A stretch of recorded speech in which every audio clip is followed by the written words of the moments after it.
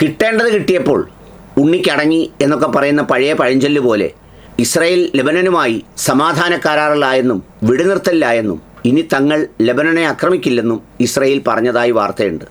അതോടൊപ്പം US senate ഈ പറയുന്ന ട്രംപിൻ്റെ യുദ്ധത്തിൽ ചിലവാക്കാനുള്ള തുകയെ സംബന്ധിച്ചുള്ള പരിധി അത് ചുരുക്കി വെട്ടിക്കുറയ്ക്കുന്നതിനുള്ള ആ നിയമത്തെ പിന്തുണയ്ക്കുകയും ചെയ്തു എന്നുള്ളത് ഈ പശ്ചിമേഷ്യയിൽ നിന്നും അമേരിക്കയിൽ നിന്നും ഈ യുദ്ധവുമായി ബന്ധപ്പെട്ടുള്ള പ്രധാനപ്പെട്ട 2 സംഭവങ്ങളാണ്. ഒന്ന്, ഇസ്രായേലും ലെബനോനും വെടിനിർത്തലിലെത്തി എന്നുള്ളത്. യഥാർത്ഥത്തിൽ ലെബനോനിലെ ആക്രമണം മൂർച്ഛിച്ചപ്പോഴാണ് ഇറാൻ കൃത്യമായി വെടിനിർത്തൽ അവസാനിക്കുന്നു എന്ന കരാറിൽ നിന്നും ചർച്ചയിൽ നിന്നും പിൻവാങ്ങുന്നു എന്ന കാര്യം ലോകത്തോട് പറഞ്ഞത്.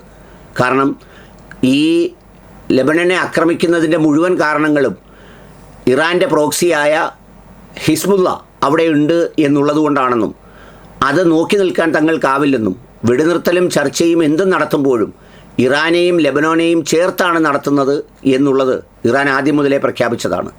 എന്നാൽ അങ്ങനെ അങ്ങ് അവസാനിപ്പിച്ചു എന്ന് പറഞ്ഞതിന് ശേഷം കടുത്താക്രമണം നടത്തുകയും ചില ഭാഗങ്ങളിലേക്ക് ഇസ്രായേൽ കടന്നു കയറുകയും ലെബനനിലെ റീച്ച് വർദ്ധിപ്പിക്കാൻ താൻ ആവശ്യപ്പെട്ടതായി നെതന്യാഹു ലോകത്തോട് പറയുകയും ഒക്കെ ചെയ്തതോടുകൂടിയാണ് അവിടെ വളരെ കടുപ്പമുള്ള സിറ്റുവേഷൻ ഉണ്ടായത്. അങ്ങനെയാണ് കഴിഞ്ഞ ദിവസം ആക്സിയോസ് എന്ന ചാനൽ പറഞ്ഞതുപോലെ ട്രംപ് വിളിച്ചുവെന്നും നിന്നെക്കൊണ്ട് തോറ്റുവെന്നും ഞാനല്ലാതെ ഈ ലോകത്ത് ആരെങ്കിലും ഇല്ലായിരുന്നെങ്കിൽ നിനക്ക് ജയിലിൽ പോകേണ്ടി വരുമായിരുന്നു എന്നും ഒക്കെ പറയുന്ന വളരെ രൂക്ഷമായ തെറിവിളിയും തെറികൊണ്ട് അഭിഷേകവും നടന്നു എന്നൊക്കെ മാധ്യമ വാർത്തകൾ വന്നത്. ഏതായാലും അത് നടന്നോ ഇല്ലയോ എന്ന് രണ്ടുപേരും സ്ഥിരീകരിച്ചില്ലെങ്കിലും അതോടുകൂടി ഒരല്പം ശാന്തിയുണ്ട് ഇസ്രായേലിന് എന്ന് മാത്രമല്ല ഈ വാർത്തയും കഴിഞ്ഞ മണിക്കൂറിൽ പുറത്തു വന്നു. അതായത് ലെബനനും ഇസ്രായേലും തമ്മിൽ വെടിനിർത്തലിലേക്ക് പ്രവേശിച്ചു, സമാധാന ചർച്ചകളിലേക്ക് എത്തി എന്നൊക്കെ പറഞ്ഞിട്ട്. രണ്ടാമതായ ഒരു ഡെവലപ്മെൻറ്റ്, US സെനറ്റ് ട്രംപിൻ്റെ പവർ, ഈ യുദ്ധത്തിൻ്റെ അമിതാധികാര പ്രയോഗവും അമിത ചെലവുകളും നടത്തുന്നതിനുള്ള പരിധി കുറച്ച നടപടിയെ പിന്തുണച്ചുകൊണ്ട് US സെനറ്റ് അതിനെ പിന്തുണച്ചു, അതിൻ്റെ പ്രമേയം അംഗീകരിച്ചു എന്ന വാർത്തയാണ്.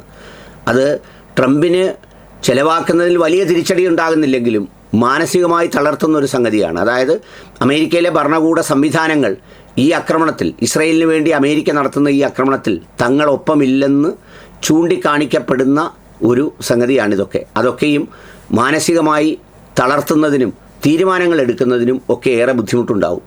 ഈ ബുദ്ധിമുട്ടാണ് ആദ്യം മുതൽ ട്രംപ് സഹിച്ചുകൊണ്ടിരിക്കുന്നത്. പണ്ട് അമേരിക്ക പുറപ്പെട്ടാൽ നാറ്റോ അടക്കം അതിനു മുൻപേ പുറപ്പെടുന്നൊരു സംവിധാനമായിരുന്നില്ല ഇത്തവണയുണ്ടായത്. അതൊക്കെ തന്നെയും വലിയ വെല്ലുവിളിയാണ്. ഏതായാലും ആ 2 ഡെവലപ്മെൻറ്റ്സും ഈ പശ്ചിമേഷ്യയുമായി ബന്ധപ്പെട്ട് ശ്രദ്ധേയമാണ്.